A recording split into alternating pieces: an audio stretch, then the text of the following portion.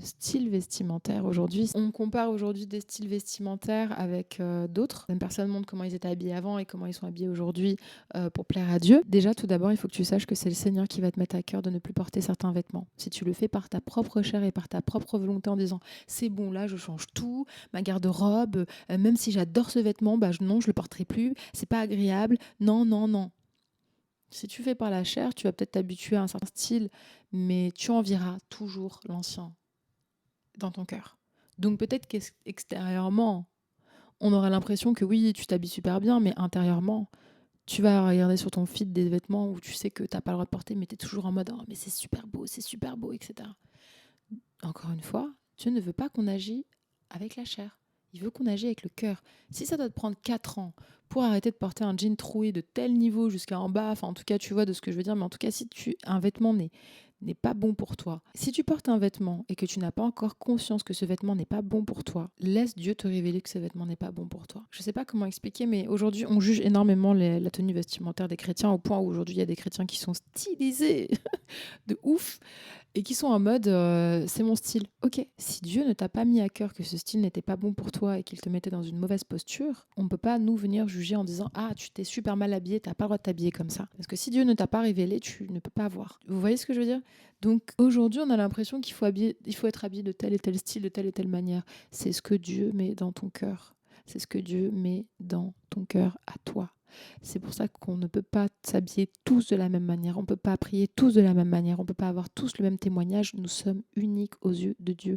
Et c'est pour ça que le fait de faire croire qu'il faut être habillé de telle et telle manière pour avoir un peu ce style et peut-être même penser être plus agréable aux yeux de Dieu, ce n'est pas vrai.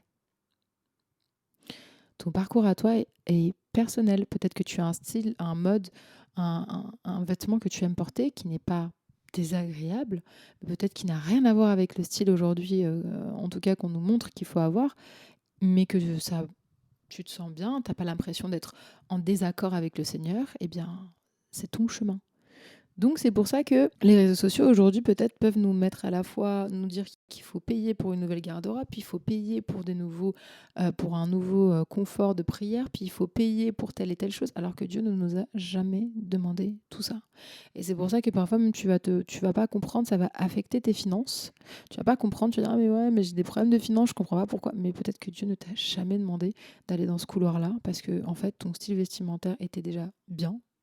S'il veut que tu changes, je sais pas, en tout cas, vous pouvez en discuter ensemble dans la prière, mais surtout ne fais pas ça en comparaison ou en mode parce qu'elle, elle l'a fait et que c'est une influenceuse chrétienne et que voilà, et que machin, et elle a tel livre et elle fait telle chose et tel machin, et elle a tel glow-up et tel machin. Hey, c'est sa vie, c'est pas la tienne. Si t'aimes ce qu'elle fait, ok, mais ne va pas en être le tampon ou le reflet. Dieu ne veut pas de reflet. Ce qu'il veut, c'est que tu sois unique, que tu vives comme toi, et comme lui, en fait, il te fait sentir, tu vois. Et parfois, nous, on va se forcer un peu, nous les filles, à aller dans un couloir un peu... Alors que non, toi, t'as ton couloir là-bas, moi j'ai mon couloir là-bas, t'as ton couloir là-bas, etc. Donc ça, c'est aussi un des points. C'est aussi un des points.